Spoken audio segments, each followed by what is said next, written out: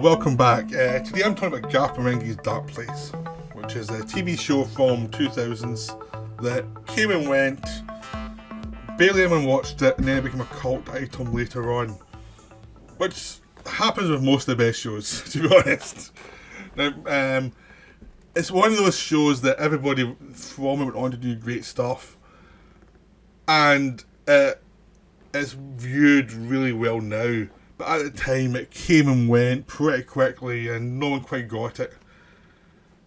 But I've had the DVD for forever, and it's just a wonderful package. The DVD has lots of really fun extras as well, which I'll get to. But the idea of Garth Marenghi's Dark Place is Garth Marenghi is a horror author, a fictional horror author who is very self-important. He's a total hack. He has no sense of humour about himself. He's very English in that kind of self-serious way that the series gets perfectly. Like, have you ever met a very self-serious Englishman? They know this person and they can really play up the pretensions of this guy. About how what he sees of life is he sees as important, even if it's the most mundane thing. So he can make reference to stuff that's utterly mundane but he thinks is really important. It's just perfect. So, in the 80s, he writes and directs and stars in this TV show that was never broadcast as the idea. And then later on, they pulled some of the episodes from the trash and put them on Channel 4. Because the episodes were short, they have interviews as well, talking about the episodes where Garth explains what his idea was, and his producer, co-star, also explains, and one of his lead actors also explains, and it's just hilarious because the episodes themselves are terrible, but knowingly terrible. Like they're shot wrong, like the acting stiff, but intentionally stiff in that really hilarious way. There's booms pop down, and there's always interruptions from the interviews from the supposed present, explaining why this was the way it was, like why this child actor was annoying and the director had to slug up him, like why subtext is for cowards, and Garth tried to explain why he did all these things, and it's just wonderful. But even more wonderful is the self-importance of the lead character and how he doesn't, how it's written so that he is so unobservant of his own character. So he's written this character, so if an actor plays a character who's written this other character he also plays in the show, and called Rick Douglas, and this guy is meant to be, in the eyes of the Garth Marenghi, this guy is this perfect man. Even though he's sexist, racist, every issue you can think of, and doesn't know it. And his view of women is like prehistoric. He thinks he's sensitive, and he goes to the children's ward all the time, and he plays the saxophone. So every cliche you can have to make a very unsympathetic character seemingly sympathetic. It's like every cliche you get in any TV show is like this thudding character, and it's like, we need to make him at least likeable. Let's have him like kids or something just to make him not horrible. This throws in them all in the worst possible way. There's a great line. Julian Barrett plays the local minister. And he goes to him one day, Rick, you're the most sensitive man I've ever met. Now I've met God. Lines like that go through it. You've got plots about Scotch mist. You've got plots about a giant eye creature. You've got plots about someone turning into broccoli. People turning into apes. You've got just lots of stuff. You've got the female lead who is treated horribly throughout. They make so many jokes about things that would be in the 80s shows that are now looked upon as like, oh my god, and they just send that up brilliantly. So Richard Ayoade directed the actual show, and he wrote it with Matt Holness, who plays Garth and Rick. And so they know what they're doing. They did this as a sketch at Edinburgh Festival. They brought Alice Lowe in, who plays Liz, the female lead, and she also did it, so they all know the gag. They brought in Matt Berry as Sanchez, or Todd Rivers, who plays Sanchez. So you've got an English actor playing a guy who's meant to be from another country, but he's the most English person possible. So he was brought in later for the TV show, apparently.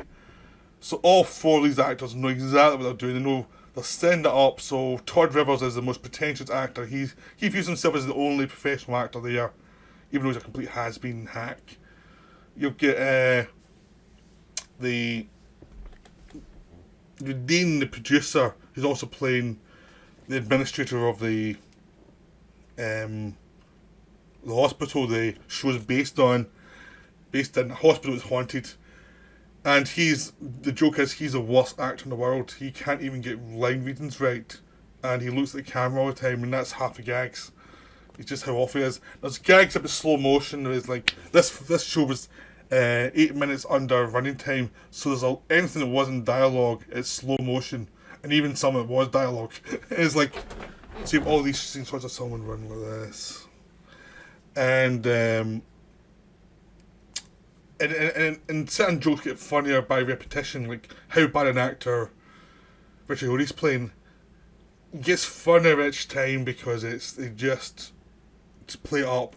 Like when they're playing tricks on him and how stiff he is in reacting, that's a gag, it's how bad the joke is. And there's just lots of jokes like that, and they repeat and repeat and repeat. There's jokes where you have a character in the foreground, a character in the background, and they're using green screen. Well, that's the way it seems, and it just looks fake as hell. You've got a model that looks like a model for the hospital that doesn't match up to anything. You have backgrounds that are terrible. You've got shooting scenes where characters and other shots are in the background doing something different, and then footage doesn't match up at all. All these gags that just flow through the series that are just perfect. Because, I mean, the first episode is a setup, and they go really extreme there, and then they get more and more subtle as it goes on, because at that point you've got the gag.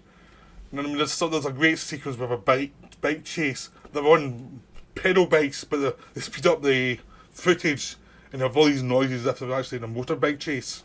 With stuff like that, it's the mind of someone insane who doesn't understand that people will get this is garbage. He doesn't get that. He thinks it's all great. So Garth thinks it's all great. He thinks looking at all the flaws is just nitpicking. And it's not. It's just the joke's all about the flaws. So the show's great, but also even better is the start. It's a lot of the dialogue. Like Garth goes on about the Scotland being this horrible place, and then Dean says, "I went out there. She said it's nice. She's wrong."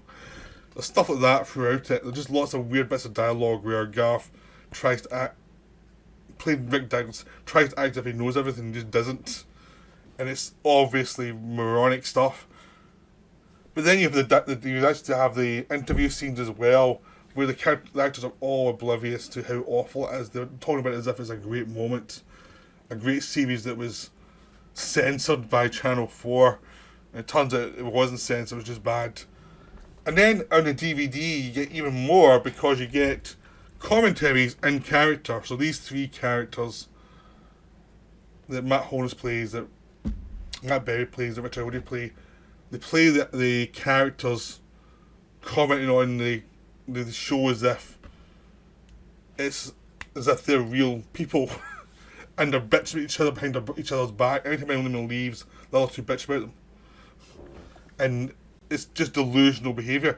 And then you get two documentary 50-minute things as well, or I think one's half an hour, one's 50. It's like outtakes of these interviews, which are absolutely insane, as they start ranting on about weird stuff. Like some of the best stuff in the show is not even in the show. Some of it's in this. Like there's a whole bit of Matt Berry saying, "He was your friend, wasn't he?" And to the different ways you do see that one line, and it's just absurd. And he's talking about the different energies that how all of the energies are musical for different actors and things. It's just insane. And Garth going off on weird tangents, and all the kind of illegal stuff about Dean and how illegal his stuff is, and how the lead actress disappeared and no one knows what happened to her. It's just insane. It's just wonderful. Now, anyone who's watching this video who's seen Garth Marenghi knows what I'm talking about. And if you haven't, you have to watch it because it's so good. It's so funny. But especially to buy the DVD. The DVD is wonderful because if you like the show, you want to get all those extras. The extras are absurdly funny. You know, it's just that this should be in Blu-ray. Put it up to 4K and have the gibberish be in 4K, just for fun, just for laughs. So anyway, go see Garth Marenghi Dark Places. It's just a blast. It's so funny. I rewatched it recently, which is why I'm doing a video. I just rewatched it for pleasure, and I was like, I'm going to do a video on this. This is so good.